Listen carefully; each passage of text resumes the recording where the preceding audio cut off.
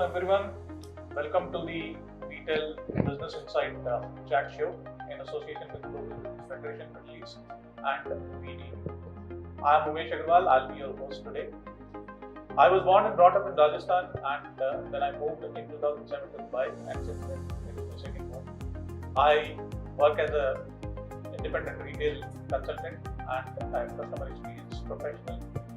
I've been here for the last 15 years, as you know, and I'm very much passionate about networking with people, speaking to people from business background, entrepreneurs and professionals, and that's the reason I host this show. Before we start the discussion for today's session, I would also like to thank Intel TV and the president of EBS, Sheikh Bhatia, and CEO Mr. Solanki for starting with such a great initiative. In the past sessions of this chat show, we've had people from different industries, starting from textile. We had people from jewelry, people from shipping, project management, education, cryptocurrency, and all. The program was conceived with the idea of speaking to the people from different walks of life, different industries, professionals, entrepreneurs, and businessmen. I have to take this opportunity to also be grateful with the leadership of this country who has been thinking much ahead of their times. I mean, we have plans which are for 5 years, 10 years, 20 years, and even 50 years.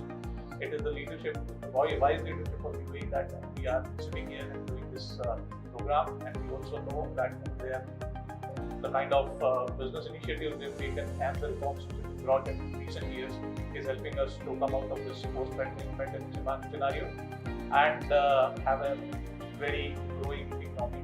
Even a lot of industry organizations across the globe has spoken about the GDP growth in the coming years for this country, which is a testimony of the fact that the leadership is doing a lot of good work. So with this background, I would like to start the program for today. I have two gentlemen on my left who come from the finance industry. They've got immense experience in this part of the world. And I believe that today when we speak to them, they will be telling us a lot of things which you might not get anywhere else. So rather than me introducing them to them, I will let them introduce themselves. I'll just take their names and let them introduce themselves. So let us start with the first gentleman on my left, Mr. Naveen. So Mr. Naveen, welcome to the show. Thank you so much for accepting our invite. I would like to start by asking you that, for the benefit of our audience, if you can just let us know about your personal and professional journey, where you come from, what has all happened since your professional journey, please. Yeah. Thank you very much for having me in your show. I heard a lot about the show. Like you, I am also from Rajasthan. I born and brought up in Jaipur. I did my chartered accountancy in Jaipur, and 25 years ago, I shifted to Dubai. Almost 10 years, I have more experience in Dubai. And other than chartered accountant, I'm also a CFA, CPA, CISA, CIA. I'm fortunate to work with great professionals in the last 25 years in Dubai. I was part of the ICAI UAE Dubai chapter. I was in the EXCOM for 6 years, including 2017 and 18 as chairman. At present, I'm in the board of IBPC and also the board of India Club. I was also chairman of Rajasthan Business and Professional Group. That has given me, my association socially has given me a different perspective. What is good for this country, what is good for ourselves, and it shaped my life. I thoroughly enjoy Dubai as usual, and the UAE is changing. This time changing very, very fast. We can say overnight in the last 5 years, it has become tax regime. Number of new taxes have come and it is increasing. It has become a very important part of the global network. Thank you. So it was wonderful. Thank you, Mr. Naveen. So as you can understand that Mr. Naveen has got 25 years of immense experience in this part of the world. In this time he has been there in his capacity as a professional and also being part of various institutions and organizations which is helping not only him but the community at large. So we'll now move on to our next guest, Mr. Anurag Chaturvedi, who is himself a chartered accountant and also the president of ICAI today.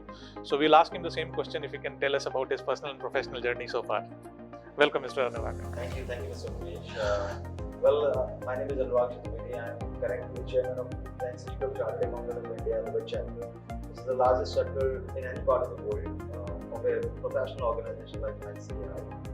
I'm also the chief executive of Anderson in the United Arab Emirates. So Anderson is a global firm which operates across more than 180 countries with over 400 offices worldwide and focus predominantly on tax and control. In the UAE, I spent 16 years, and over 16 years, I can say that the city and the country, per se, evolved to a great extent. It all because of the leadership of the rulers of the country here, and if I can say that essentially the vision over the last 2 decades has been established as a global destination in the world. When we travel outside all over the place, everybody think about what's happening in Dubai, how can the leadership in this country can be so agile and they have so much agility which enable them to boost the development for the global businesses as well as the residents within the country can have the quality of life which is not affordable in that part of the world. So I will say that I'm very fortunate to have and the businesses all around the world, they're coming here in Dubai and flourishing. So thank you very much. Great. I mean, I can't agree more with you, Mr. Anurag. It's a wonderful place to be in, whether you are a professional or a business owner here. Let's move on to our next question for Mr. Naveen. I mean, Mr. Naveen, as we understand that we've all gone through the worst pandemic of our life. I think none of us have seen anything like this in our lifetime.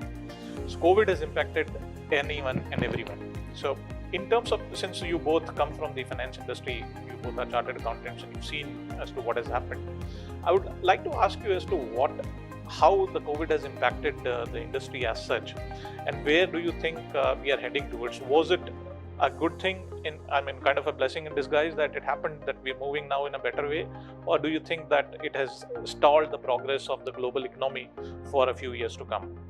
Yeah. See, COVID-19 has changed the humanity once for all. Absolutely. I think the 7 billion people on this planet have not experienced the kind of pandemic. We just heard about it, but now we have the experience. Yeah. The world has changed in the last 2 years. We can see the world before pandemic and we can say world after pandemic. The one thing is that the humanity is fought back and they have come out with the vaccine in no time, and they have given the vaccine for billions of people, which never ever happened in the past. So if you can see, the way we used to do the business is changed once for all. Today in the same office, same floor, we prefer to have Zoom meetings or online meetings rather than have physical meetings. Correct. So this has changed once for all. It is not going to be the same before what we are used to. On a opposite side, the supply chain is broken. Correct. Supply chain is broken and we can see inflation all over the world. The generation has not seen the kind of inflation which we can see in US, even in India and other part of the world. Yeah. So interest rates are rising. It has impact on the currency. There is a problem of goods. If you see the cars, second-hand car, they're all in short supply. So the world is going through a very different phase which none of us has experienced. If you will see how the world has changed, I have not heard about Zoom. The Zoom I heard first time during the pandemic, and now it has gone up by 10 times the share price of the Zoom. They have added millions and tens of millions of users, but today the share price is again less than what it used to be pre-pandemic. So with logic we cannot explain what exactly is happening, but one thing is that the world is going through an unprecedented phase and the things we cannot explain. Interest rate will have the impact world over, mortgage is going to have the impact, real estate prices is going to have impact. Now see the petrol prices. Petrol prices we have never seen and shot up like anything. Yeah. Few countries bankrupt because they cannot afford, but it has the impact. So I think it's interesting to see the kind of business environment which we are in. Lots of opportunities and tons of challenges. Absolutely. I mean, I can understand that where you're coming from. So we are living in a hybrid culture now, where you're not only in person, you are online as well, and you're doing it in very well way. And then obviously there are negative impacts of it, as you said, the price, oil price hike, the inflation, and the interest rates which have been hiked by different central banks across the world. Keeping the same question, Mr. Anurag, you must have to agree that this was also the time when a lot of futuristic technologies came into picture. Yeah. So from the finance industry perspective, we keep hearing about the blockchains and the cryptocurrencies and the like. So keeping on that subject, I mean, I would like to have your view on what do you feel is the future of these technologies? Are they really secure? Are they going to have any future themselves, or do you think that there will be something which will be much more controlled by the global banks and the economies than what it is now? What are your opinion about it? Well, just to add, I begin my remark with respect to adding this point, is that essentially if you see that COVID, it has dual sided impact. So one side, it given the people an opportunity which was never existed. So all the big players were having an opportunity as you and it was said, there was no opportunity for the new entrant in the market. And when COVID came in, everybody came to the same ground. Whether it was a big player, whether a small player, everybody stand at the same point, which opened the opportunities for the new ideas, which opened opportunities for new innovation. Yep. Whether it's technical things out there or whether it's supply chain solutions. Whatsoever situation we have seen, COVID brought everybody at this standstill and giving the people rampage an opportunity to upskill themselves. Yep. So that is number one. I will say that essentially those people who have ideas and innovation have courage to testify and assume the risk, they have find their way forward. So assuming, take an example of Zoom, or take an example of Microsoft, take an example of all the tech development, be it the laptops, the desktops, be it video conferencing technologies. Everybody has gained out of COVID, number one. The second point, as you asked about the cryptos, or if I talk about technology is not dependent on any pandemic situation. Yeah. Because technology has become the integral part of our life. If our viewers and all the people out there, they see that if you take your mobile headset out for 1 day, you can't survive. Absolutely. So when our dependency on technology is that much, it means there is no way forward for technology to look back. Rather, it is going to advance. It is going to advance it. With respect to cryptos, I mean, in our lifetime, we have seen the evolution of currencies.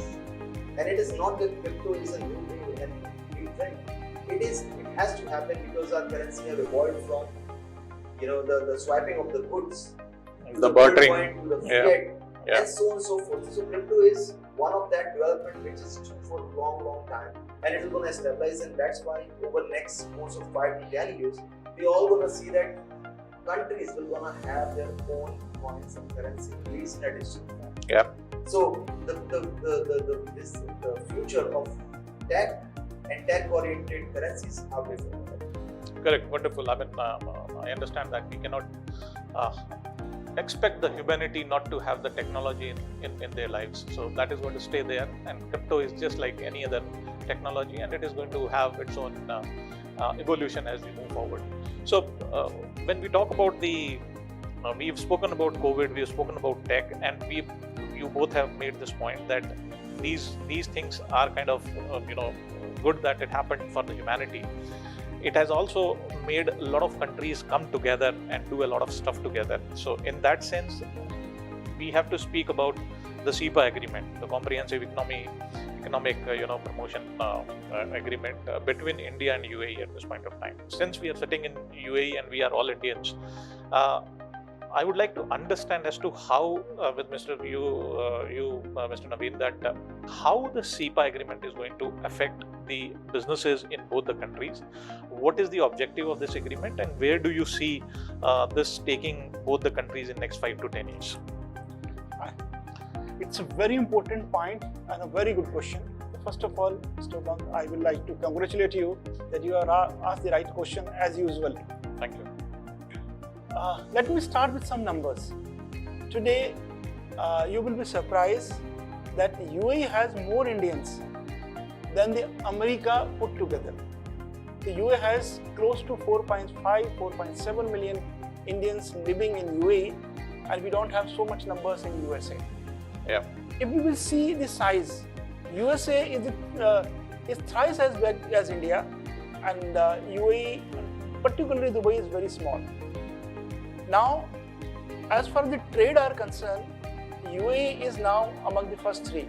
Sometime you will have number 3, sometime number 2. But what we need is a good business environment.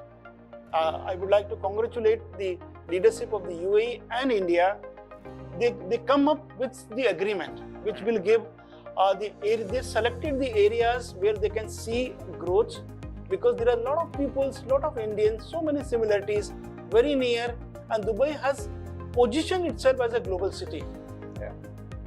Geography is very, very important. I think the answer is the geography.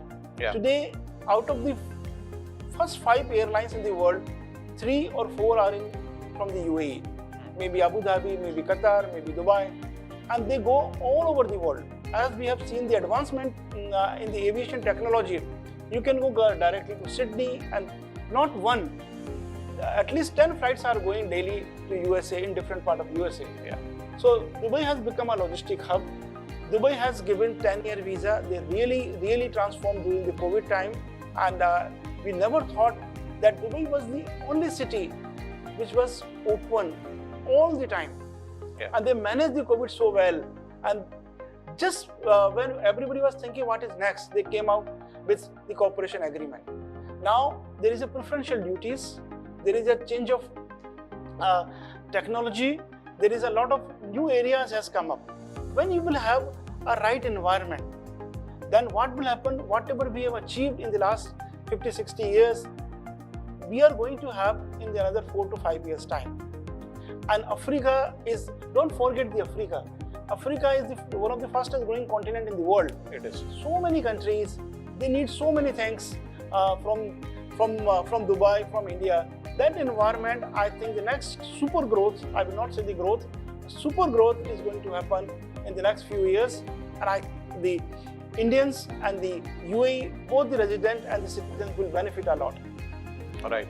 So obviously the CEPA agreement is not only between the two countries, it is going to help a lot of countries around Middle East and mostly the African region. And I completely agree with you that the Indians here in this part of the world are much more than Indians anywhere else. So it's a great thing. Keeping this partnership between India and UAE, there is another partnership which built around the same time, which was termed as I2U2. So Mr. Anurag, as you can understand that India, Israel, USA and UAE, that's another kind of a partnership which is developing at this point of time. Do you think it is more of because of the strategic reasons? Was it economic? Was it a need of the hours? I mean, how do you take this and how do you feel that this is going to help these 4 countries together? I think what is happening around, if I start from India perspective, India has gradually realized its own potential, which never happened in the past. So once a country realizes its potential, it is bound to identify the partners who have the same agility, who has the same ambitions of growth, prosperity, safety, and at the same time humanity. Same culture that prevails out there. So if I say that all the 4 countries they are in the same sort of ideology, where they care about their people, they care about the businesses that they do, they have a transparency, and they have the trust within all the 4 countries in order to prosper the trade for the humanity. Right. So I think they come together for a reason. It's not that it's strategic, they came for a reason in order to furnish the potential of all these 4 countries respectively. Now, if I talk about Israel is rich in technology and defense. Sure. What kind of leverage? If somebody wants to leverage a technology and defense strategy, it will safeguard and it will provide the safety neck to the people that they can live safely in the countries which are population. Absolutely.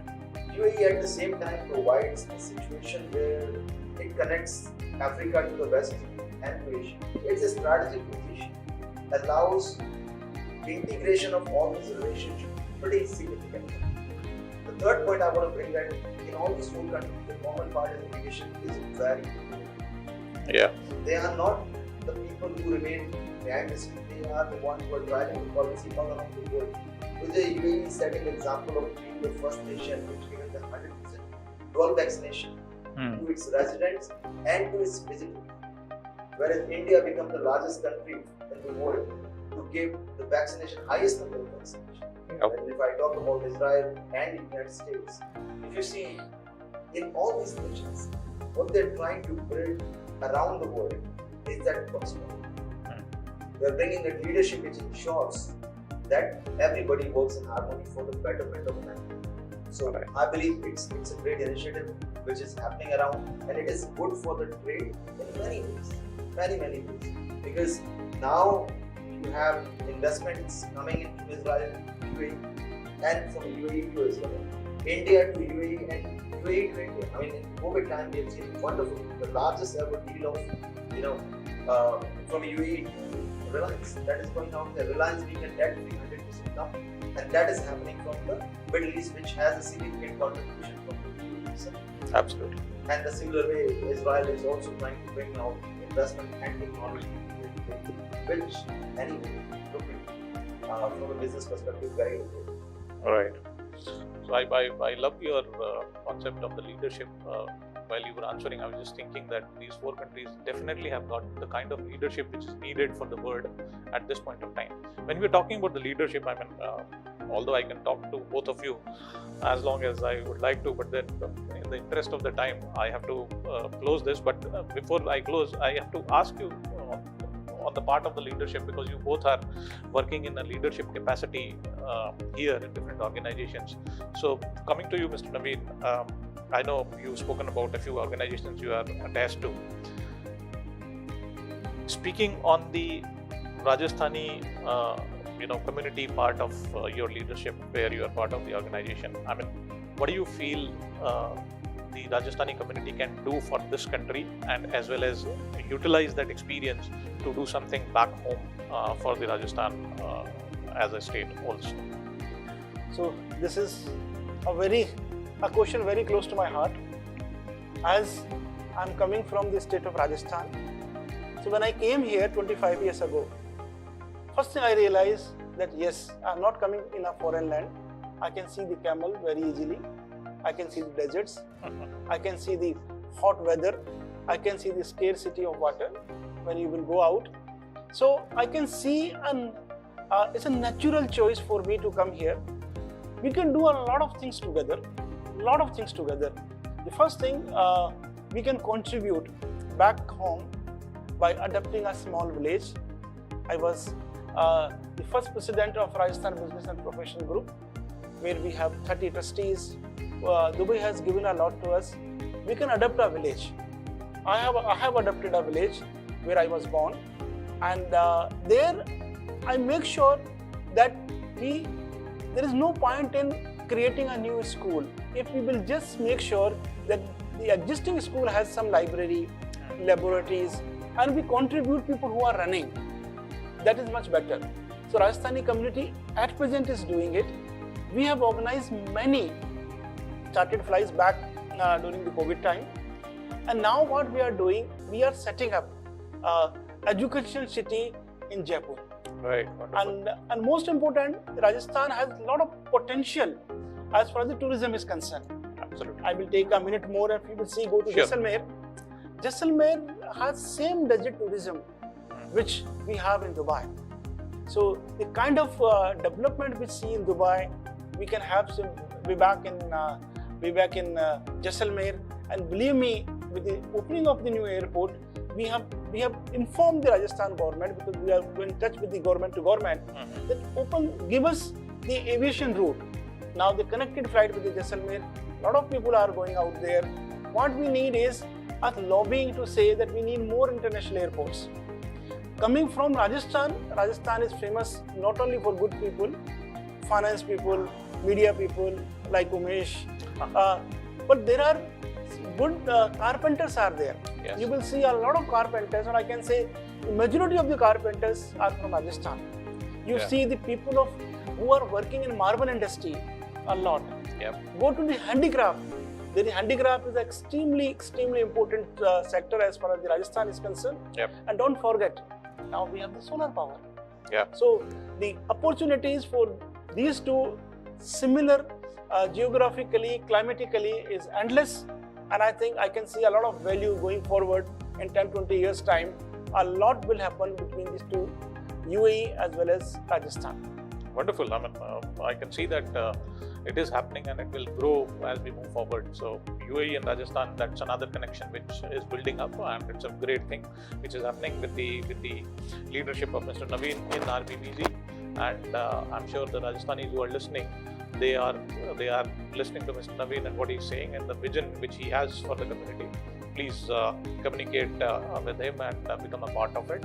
Similarly to you, Mr. Anurag, the last question, let us stay on the leadership part. You are also leading the organization here, ICAI.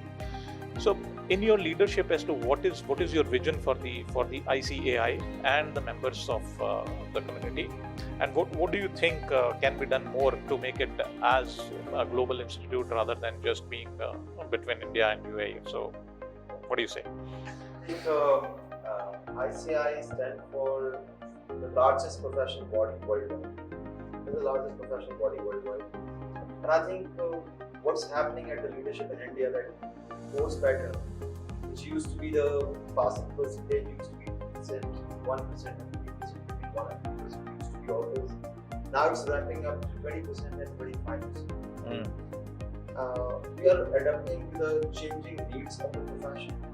As we see that, today tech and the business is changing for growth. So profession should also adapt that and flexibility. What we are doing now at the moment is we are encouraging our members to harness their knowledge on technology, harness their knowledge on changing business scenarios, and focusing more on the opportunities in diversified sectors which can contribute back to the business in order to flourish further.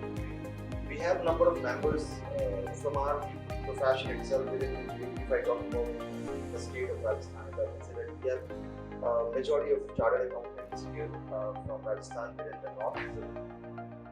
And as Mr. Naveen has touched base on the adoption, I can say that I met in my career enormous number of people which has the same principle of giving back.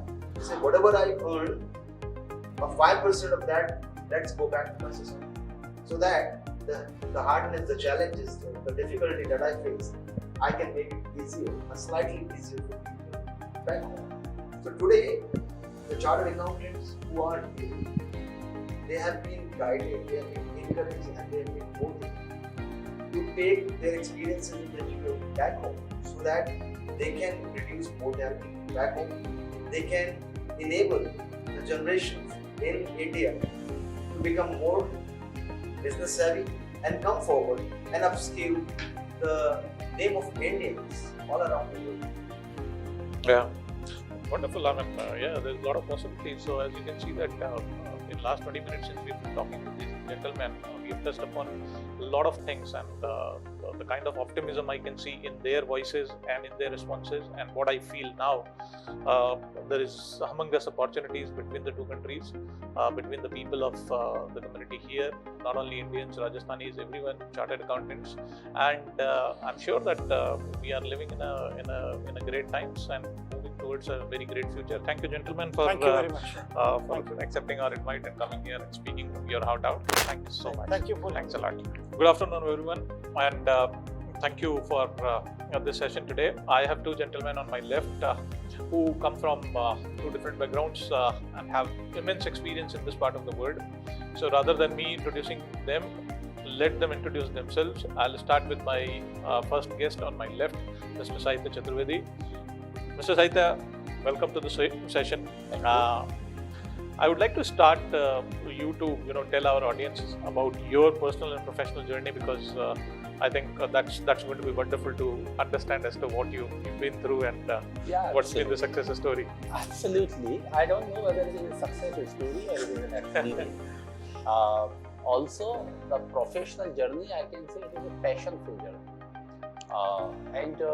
I must begin to thank WeChat, that where every week, time to time, on the economy of the world, not just one country, UAE or India or Asia, even they are globally addressing the points. And about me, as you mentioned, my name is literature. I mean the Sahitya. In Hindi it is called Sahitya, but in English it's literature. I am PhD in Islamic finance, in chartered accountant by my profession. I work with a 74 years old company in UAE as my finance is my profession, and I live with finance. But as being a community fellow and community, we have a social responsibility as well as the economic responsibilities. So with the Indian Business and Professional Council, I have the senior role over there, and there are several foundations, federations with social economic aspects and objectives. I like and I love to contribute my profession, my passion, and my time. So, Wonderful, Sahityaji. I mean, I know that you've been very humble in telling about your journey, but yes, it's been a wonderful journey. It's been a very, very adventurous journey. You've been doing a lot of stuff, not only in UAE and in your profession, otherwise as well. So thank you so much for introducing yourself. I'll move now to my second guest today, Pankajji. Pankajji, please, if you can also introduce yourself and tell us about your personal and professional journey for our audience, please. Sure. I'm basically from Rajasthan, Right. and I qualified by profession. I'm qualified accountant, and since 2000 I'm in Dubai, and having experience in diversified industries, like construction, retail, real estate. There was a lot of different kind of portfolio I have done in my history here, and Dubai gave me a breakthrough of my life. And it is you can't say that Dubai is only one-sided, that it is a very straightforward, peaceful life, enjoyable life. It has also entailed a lot of struggles also. You have to prove yourself. Absolutely. That you are doing, justifying your profession with your employers also. Yeah. And before Dubai, I was in East Africa 3 countries, Okay. Tanzania and Uganda and Rwanda. So from there, I fascinated about Dubai when I used to see the TV channel, one TV serials, and they are showing the glimpse of Dubai. So that fascinated me to come to the Dubai. So I taken the chance and came to Dubai without any taking appointment letter or something. Let me start my life, and by God's grace, in 20 days I settled down, and then never ending my path going further. And currently I am working with one of leading group here, and which is involved in real estates and constructions and travel and leasing financing. Lot of things. We have around 40 companies. So I am taking care of as the director, finance and tax affairs of the group. And so let's move forward. Very good, wonderful. I mean, again, I would say that at 20-30 years of journey, he just explained it in less than a minute. So you can see that it's we need to spend more time with him to understand as to what he has done all throughout his life. So moving on, in the interest of time, Sahityaji, as you can see that both of you are chartered accountants and have done a lot of stuff in the industry. From in the finance industry, I would rather say. UAE has been always touted as a country which is tax-free. Yeah. So you and me, all three of us have been here for more than 15 years, and we know that when we came here, there was hardly any tax. Yeah, and that was one of the bait rather to come over here and live your life. But in recent years, with the introduction of VAT, with the introduction of corporate tax and whatnot. So, what are your views in terms of these two taxes which have been introduced recently, and what do you think the way forward in terms of the tax economy in UAE? So, you have addressed, or I can say you have nailed the subject, because we are used to get this question time and again, that why is the UAE introducing corporate tax or value-added tax or excise, for example? Why is that? And the answer is very simple. It's not complicated. It is least among the other countries, but it is for the alignment. It is the true and fair view of the financial statements, and it is a first step towards the global journey, what Dubai all over is. Right. And not only UAE, on that front, entire GCC is together, and they are meeting. And as per the agreement among all the GCC countries, yes, incremental and the continual manner they are introducing, they are streamlining. Recently, you would have seen that 2 years back there was a news that departments, government departments are going to follow accrual system of accounting. Yes. So many of the people, it was a very new thing. It was technically accounting terms. And what accrual means?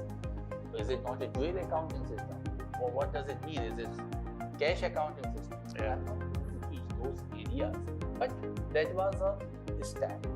Once we align ourselves with the accrual accounting, that means not only that what you are spending or earning in cash or bank in the currency, but what is the liability we are having, Right. what income we are going to receive, and then capitalizing the assets, identifying the liabilities, and maintaining that what equity is having, what is the intrinsic value of that. And for all those purposes, if we charge a small amount or a small percentage of income tax or corporate tax or indirect form of the taxation or indirect tax of form of the taxation, the accounting will be aligned. Right. Once we are aligned with the accounts, our image, our quality improves, and in the front of world, we can say that we are depicting a true and fair view of our deeds, our affairs, and our financial position. Right. So for that, and of course, the government, if they are charging something, we have to be thankful for the government, local government authorities over here. They are giving much more and much more facilities than the penny amount of the taxation what they are charging. Absolutely. Wonderful. I mean, yes, I completely I agree. want to also add. Oh, yeah, please. One of the major reason of this tax reform is international to enhance the UAE in the international financial market. Right. Because currently UAE has a image of tax haven. Yeah. So to abolish that one and to counter your new sanctions and other things, and to give more facilitation to bring the FDI and to clean up the image of tax haven country. This is the one of the reason background that we having introduced the value-added tax, corporate tax. Now we are hearing that the personal tax is also going to come. Right. So this is the one I want to add. Right.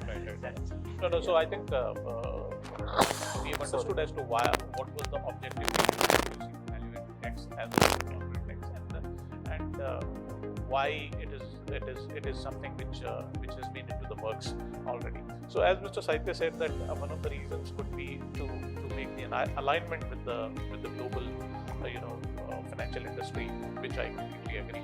Yes. While we say that alignment with the global forces is one thing which is happening not only in UAE, across the world, and that is where one of the alignments or the agreements which has happened in the recent past is the SEPA agreement. So, Mr. Pankaj, taking this subject to you, I would like to have your opinion about how do you think, in your opinion, that CEPA agreement is going to help the two countries, the UAE and India? And I understand that UAE is going to sign the same kind of agreement with some of the other countries as Yes, well. Yes. So this must be something which is very, very important, not only for the UAE government, but the governments with which it is signing the agreement. So what do you, in your view, as the CEPA agreement is? Yes, this comprehensive economic agreement which we are talking about, partnership Yeah. agreement.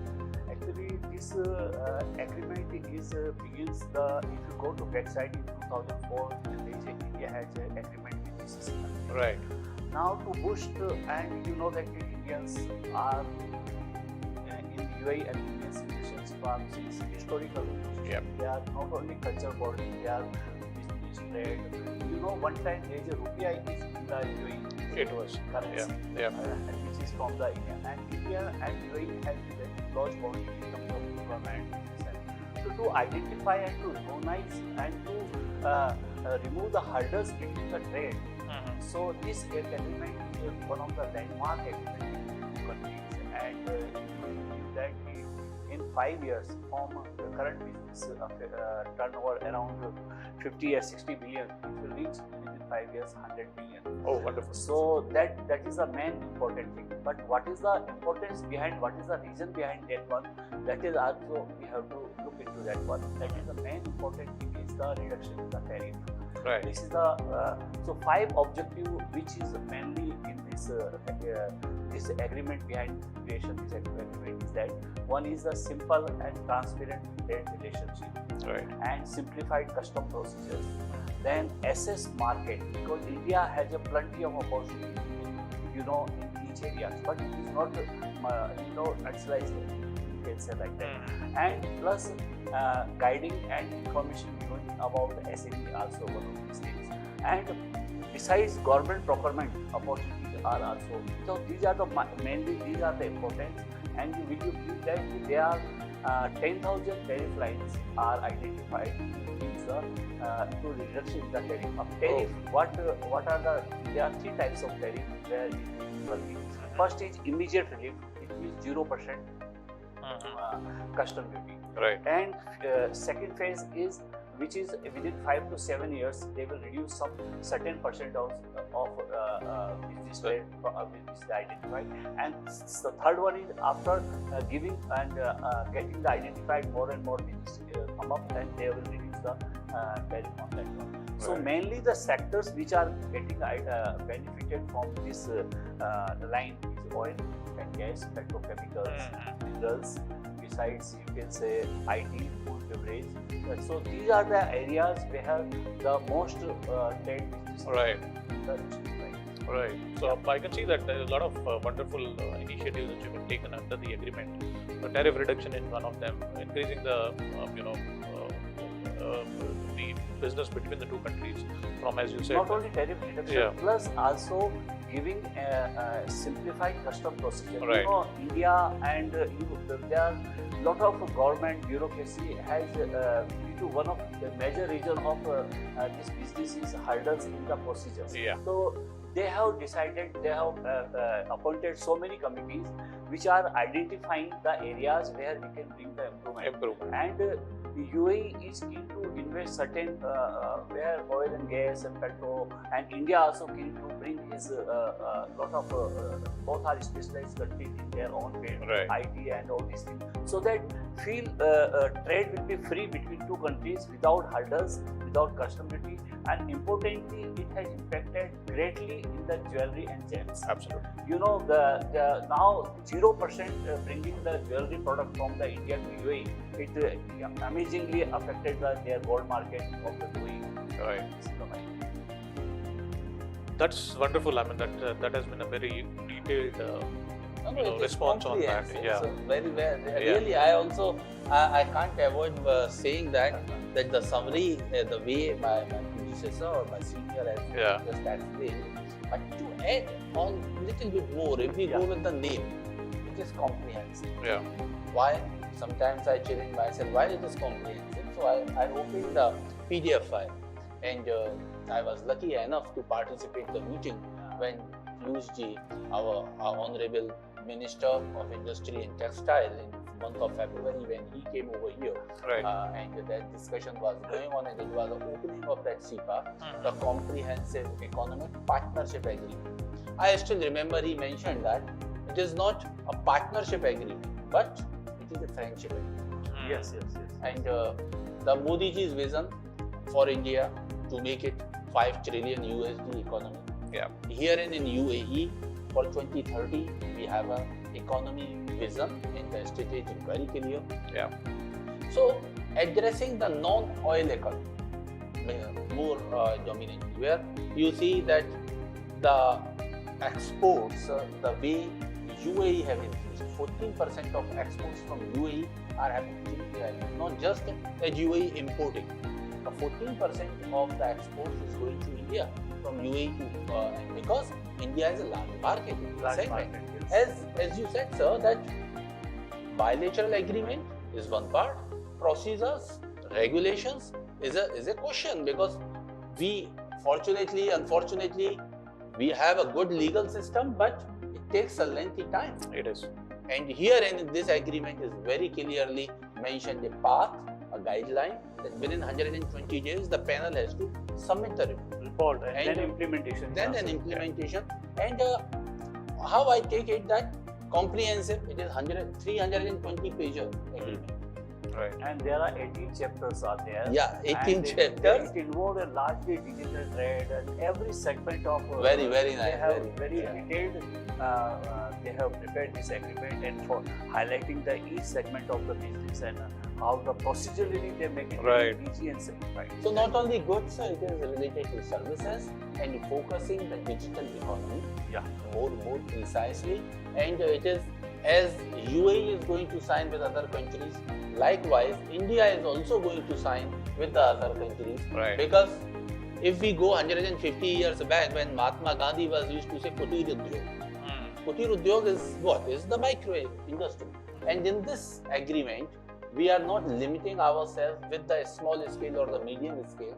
We have started it from the micro scale. Right. So the Kutir Udyog, as Narendra Modi ji is mentioning, that every city of India should have, and they have, a passion full with the expertise knowledge of at least one goods or services. Like I belong from Mathura, which is very near, close by to Rajasthan, and even some of our part of the villages are associated with, we have even the religious and the heritage places, where part of that is in Uttar Pradesh and part of that is in Rajasthan. So it is so culturally tight places, and they have their specialty. Yes. Because every 50 kilometers of India has one or the other facility. Somewhere it is sweet, some other places it is textile. So the micro industry is very much targeted, focused over here.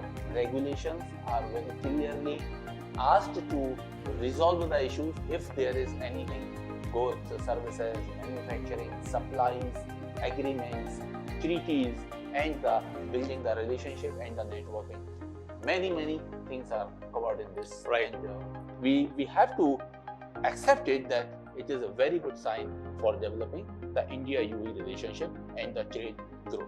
Right. So as you can see that there is a lot of discussion can be held on the CEPA agreement. It's definitely comprehensive, but it is quite wide subject to discuss. And in the interest of the time, we will move on and take their expertise on other topics as well. Yeah, So, please welcome. So I think when we talk about the digital economy, Saityaji, you touched base on this. I would like to take your opinion on this, because we are moving into kind of an economy where everything is dependable on technology. Yeah, so everything is digitized. Whichever industry you name it, and it is not untouched. COVID has made it more important for each businesses, each individual, each professional to adopt the technology. I mean, we cannot live without it anymore now. So when we're talking about the digital economy and the after effects of COVID, what do you feel could be like you are from financial industry, but you worked in retail industry and you are working in retail industry. So there are two different industries which I believe must have got affected by COVID and the growth of the digital technologies. what do you think has happened, and where do you think it is going towards in the coming years? Yeah, first of all, Umesh ji, you have to accept my regards. When I'm saying have to, it is a humble request because you are a retail professional and I follow you on LinkedIn. And I used to take the notes from your Thank you. your analytics and really sometimes directly or indirectly it helps. See, basically, if we see the pre-COVID and the post-COVID situation, we all know that we are in the new normal, and the digital impact is there. Yeah. Not just on trade, it is everywhere in the life. Even not only the commerce, even the social life has been affected greatly. Yeah. Both the directions, positive side, negative side. Let's talk the positive direction of that. Digitalization is affecting finance. And once it is finance, the finance is everywhere in the business. Whether it is purchase, or it is production, or it is marketing, or it is distribution, or the logistic. So either you take blockchain, or you take a cryptocurrency, which is a very new subject and a very vibrant subject. Or you go to the social media, which has become a commerce media now, where the NFTs, the metaverse are the topics. Everyone, every retailer, every fashion industry, whether it is a tourism industry or name of the industry, health, education, everywhere have gone for e-commerce, online services, online trading. But the entire proportion of their business, I have seen the entities and the organizations where they are recording 600% growth in e-commerce. But still, what is the net proportion of that e-commerce revenue? Right. It is still not crossed 5%. Right. So, there is a digital impact, but the old model of the retail, which definitely from the digitalization needs the innovations. And innovation, when we say, it needs the innovation in price, in quality, the customer service, the way you present yourself, the way you position yourself, your product, your staff, training needs in all the aspects. But it should not be taken as just limited with online sales or the online revenue. It is still 95% of the revenue needs digitalization, but not just e-commerce. It needs the overall holistic improvement, holistic review, or we can say the re-engineering of the business. Right. Yeah, I completely agree with you, Saikeeti. So digital economy is taking place. The technologies are including into the day-to-day businesses of the industry, but it is going to take some time before it becomes the most important or the only thing in all the businesses. So the traditional way of doing business is still very much relevant, and it is going on. Yeah, slowly and slowly the technologies are getting into the businesses. Yeah. While staying on that subject, Pankaj, to coming to you, I know that you have been working into different industries. What has been your learnings in terms of post-COVID scenario as to how the businesses which you work for are taking care of the changes which must have happened during the last 2.5 years period, and what was the impact of those changes, and how you are coping with those kind of changes in the post-COVID world? See, this COVID impact is not only the worldwide, it has direct impact. Yeah. So largely impacted and very as compared to India, other countries, small country, and depend on the non-oil based economy. Right. So mostly, and you know that India is the hub of the business trade, especially that some whatever the countries are there. Yeah. For that. So COVID has largely impacted our business lines, especially construction, services, defense, and greatly impacted. Travel industry and tourism industry is totally, you can say, it is going to come down to the bottom level. Yeah. Yeah. Major impact on that one.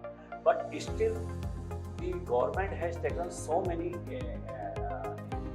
measures to step by step we are supporting this very important subject. So Now, if you see that to reform this COVID impact, government has brought lot of many reforms in this country. Yeah. So now gradually this is changing. Yes, no doubt it is greatly impacted, our business lines. So, and when business lines is impacted, it affects the livelihood of the persons who are staying Yeah. there, because 90% are started Yeah. and companies are second Yeah. they are reducing their expenses and survive. So it greatly impacted the UAE economy. But by the support of the government, and they are taking the right decisions, and they are putting into the lot of bank support of the businessmen, specifically local businessmen. They are giving so many incentives to banks, their policy, their schemes. So it directly helps the people to survive in this time of crisis. Right. And now we are coming forward. Right? Right. So I completely agree with the Pankaj that yes, the UAE government has done a lot of stuff post-COVID scenario with a lot of reforms, which has helped not only the businesses, also the individuals. And I think it's quite commendable that we need to speak about it and appreciate the efforts have been taken by them. And it's there to see for everyone that the economy is growing. It is much more better than the other countries in different parts of the world. While staying on the subject, Saityaji, I would like to take your opinion. We've spoken about COVID, we've spoken about technology, we've spoken about VAT, corporate tax, we've spoken about how in between one of your answers you touched upon the cryptocurrency and the blockchain, metaverse, etc. I know that as much as we hear these words and we feel that we are not aware of any one of these, what are these things? When I speak to the people about metaverse, they might say this, that and all that, but then in reality they also don't know much about it as to what it is and how it is going to impact the businesses and the individuals. In your way, whether it is finance industry or whether in general, what is your personal opinion in terms of the growth of these technologies? How do you think the world is going to be different than what it is today? See, if you are looking at the answer or the academic answer or the new knowledge about metaverse, I am also sailing on the same boat and we are working on the same. Right.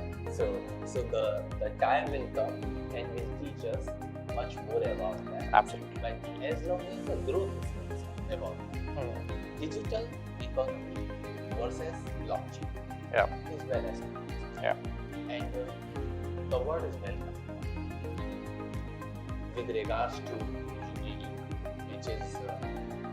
which has been very conservative in its own style. But the way they are welcoming the cryptocurrencies, Yeah.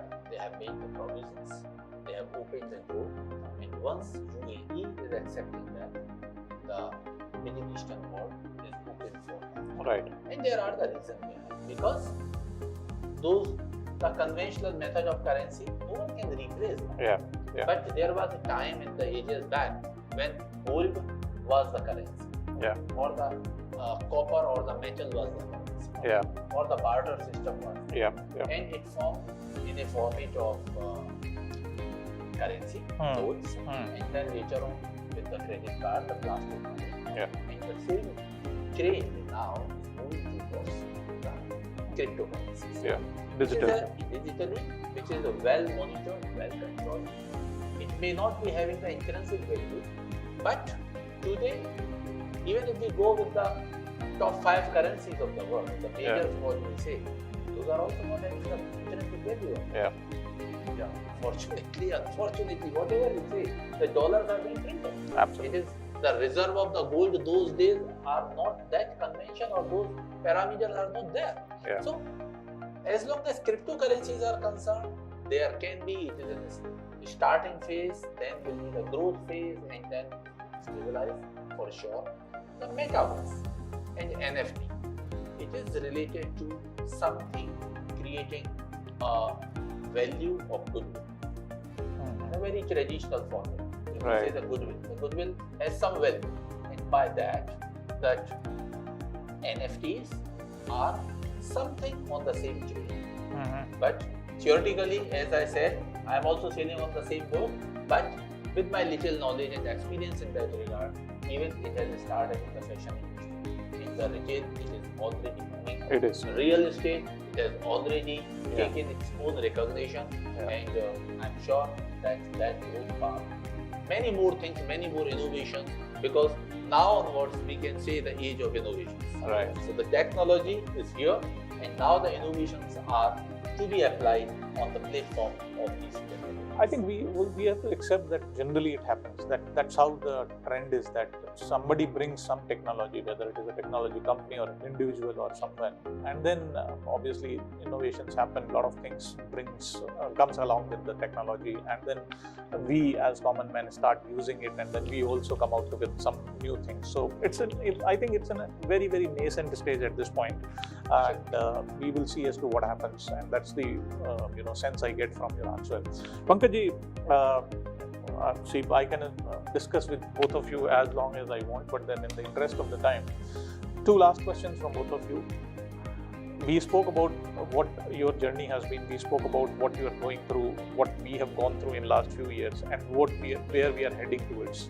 Let's keep all this aside. What do you do in your free time? I understand that you are also part of the community, because you're from Rajasthan, and I know that you are part of the RPBG, Rajasthan Professional Business Council group, which you are part of. So how this community is helping you? What are the other things you do as part of your personal life? Yeah, community service is my passion. Right. And I have served around 4 years in the RPBG. Right. And this is when I given opportunity to just maybe, and then after 4 years you can see the changes in the RPBG. So regarding the RPBG, and Naveen ji and Mehta ji, we are the chairman and respective president, both are there. So during our tenure, we used to organize a lot of seminars and conferences between Rajasthan to Rico departments Right. and businessmen. Even, Rajasthan Foundation is one of the government department, which is the bridging the gap between NRS, President Rajasthan and government of India. So with the help of them, we have a lot of seminars. We have even during the expo, it is an amazing MOU for signed with Rajasthan and Rajasthan government. Right. So this is the one of that. And so far as social is concerned, is that that one expected from the country first time. He needs the one social security, Correct. social bonding. So and he feel very much lonely when he didn't find anyone. So to bridge these gaps, this RPBG is greatly helping good people connect with organizing a lot of cultural events. Even we are reviving our keeping alive our heritage and cultural traditions. Right. To organizing our our traditional cultural events, festivals, and all these things. Right. So community service is one of my passion. Secondly, I am the great instrumental. You can say I was involved with my wife, who is a culinary expert. Okay. And she got Gordon Visa and the challenge specialist.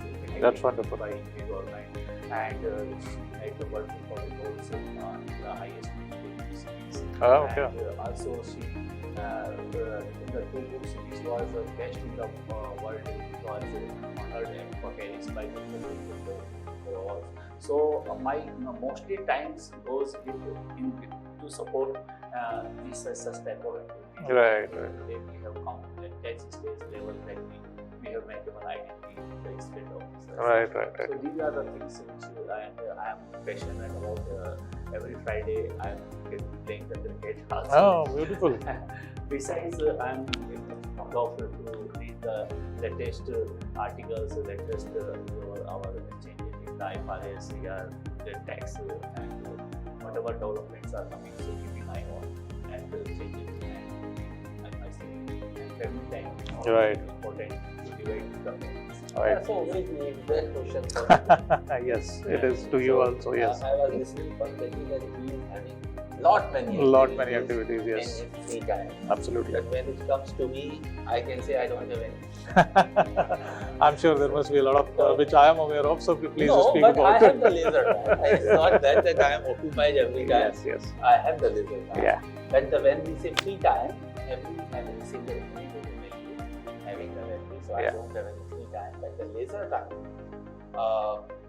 as Rajasthan economy in the continuation you were mentioning, I was recollecting the days of Dubai Expo, World Expo. Yeah. In fact, I was part of the committee and those initiatives, and we signed Yeah. almost 5,000 crore Indian rupees Mm. agreed MOU with Rajasthan government. Right. Yes, yes. That's wonderful. And after this expo, I think it was a good leisure time we had. I went to Himalayas recently. Oh, And when it is a leisure time, I'm very happy to say I relax. completely away from everything. Yeah. That's and I spend my time reading the classical books in our Indian Shastra. Very good. And those things, those learnings and those messages, I refer the Chanakya Arthashastra. Those things, even I quote Ramayana, Ramcharitmanas, all that matter, where I always take the opportunity and patience. These are the two phrases I like most from the Ramayana. Right. Time and again, various places, those have been mentioned. So I take the spirituality to my social life, my family life, my leisure life, and of course in my economic world, I can say, and my work. Very good. See, it depends on how you live your life, Absolutely. how you make balance between your official life, your social life, your community life. Yeah. God gives you a lot of opportunities there. Absolutely. So you have to balance and you have to Absolutely. find that if you are Yeah. passionate about all these things, certainly they come out. Yeah. So this is the way I Yeah. can say. So work-life balance is what we've heard from both the gentlemen here. And in the interest of time, I have to close this talk now. Obviously, we will call the gentlemen once again and we'll talk about their personal side of life because that looks very interesting at this point. So But thank sorry, you. Dr. Mangesh, can you also tell about yourself? What is your I also I'll- want that. I also want that. that. Then We will- whatever we can, I think you can also tell no, something about it's the session is for you, gentlemen. I mean, obviously, we will speak about my things later on. Thank you so much, gentlemen, for coming and accepting our invite for being part of this wonderful initiative by VTEL and GBF Middle East. And with this, I close the session for today. Thank you so much to the whole team, and also wait for the next session. We'll be soon announcing a new panelist for the next session. Thank you so much.